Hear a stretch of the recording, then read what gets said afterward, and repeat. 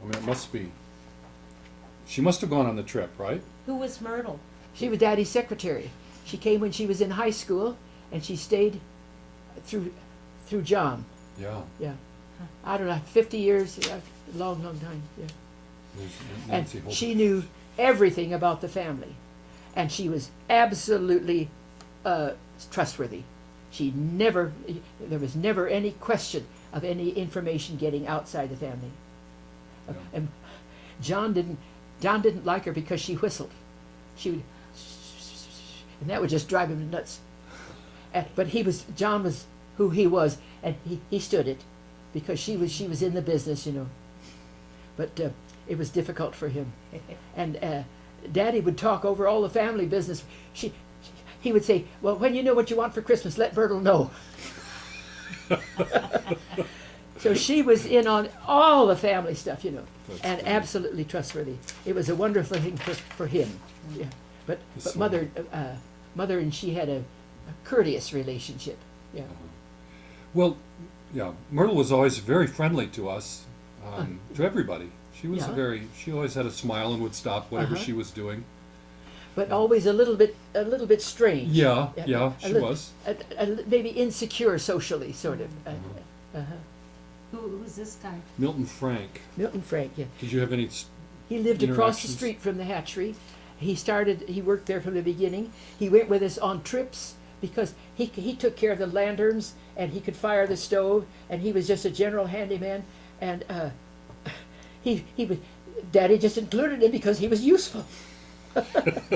And he was an old friend, you know, he'd been around and was responsible, and so it's really strange, you know, when you think about the relationship between our family and our friends and all the things that we did, and other families, the usual family things. We were just different. I think he was actually kind of a mean man. He had a Right. terrible temper, and if he got riled, he was dangerous. Yeah, But so you just were very careful. right. Right. And I never saw that side of him. I just heard about it. Yeah, yeah. Yeah, there is again. But Smiling. and Carl Gore was another one. Uh-huh. Carl was in the This is Carl. he was Milton. started from the beginning as in high school, and he stuck with it. And he and Myrtle were the only ones that were on year-round salary Uh-huh. situation. And Carl knew all the family things, and he was a very kind, gentle man.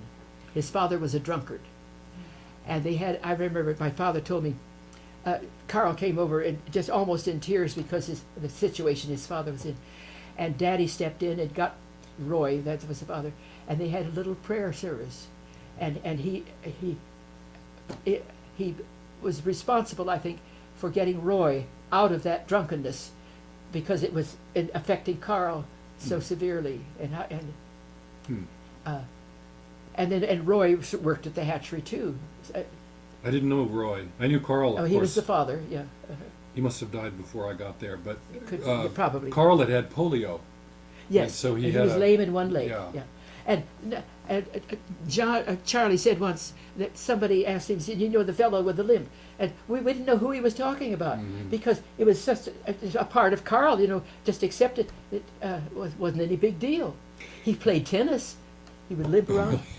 He wasn't very good, you know, but he would. I think he probably did the other sports things too, as he could. It just nobody made any big deal about it. That's just the way it was. He was a fabulous fisherman. Yes. He had clear lake. He he caught could outfish everybody. When the scouts would go to the lake, Yeah. he would get the most fish every time. Yeah.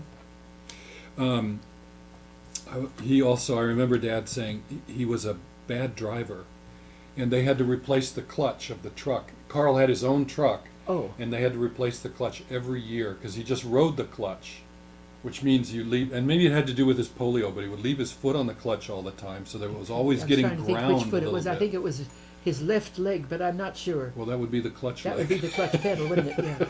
Yeah. Yeah, I kind of think it was his left leg. Yeah. He was a, he But would anyway, talk forever. My father had implicit trust in these people and was rewarded with a trust in return, which is rather unusual, I think. Yeah. Uh-huh. Yeah. I hate the music of today. It isn't music. It's just caterwauling, a lot of it. So these are my anchor of songs. I love those. Yeah. You've got some nerve, Aunt Barbara, sitting there and saying, what were you just singing? Hot's got Ralston in the Rilla and a suet. The brawla suet. That sounds like caterwauling to me. Well, that's the way that's what it sounded like to me. Some of them had wonderful, wonderful melodies. Yes. And a melody is a thing of the past. Yeah. And it's a shame. I can't help but think that sooner or later these will come back because the people will realize the value of them. But then, well, whatever, you know. If you were on a desert island, what music would you want to have with you? I don't think... Nothing is Nothing. close to your heart. No. My hearing has deteriorated to the point where I don't perceive pitches. I had to stop singing. Anyway. Yeah. You were in the choir at your church, weren't you? I Or you ran directed it for Right, years right, and years right. and years.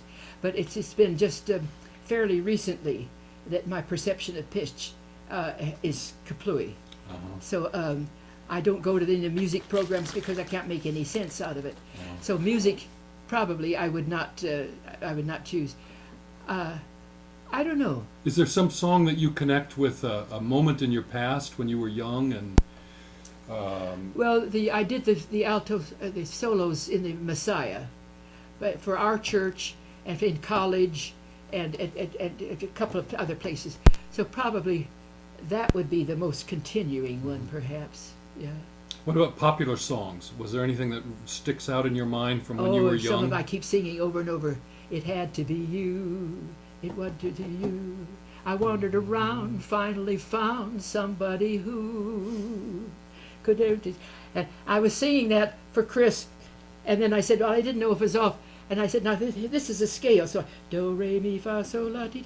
And he said, no, Aunt Barbara, by the time, or grandmother, by the time you get to the top, you're 3 steps beyond the limits of the scale.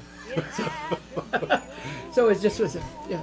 You knew it was time to stop. I wandered around and finally found the somebody who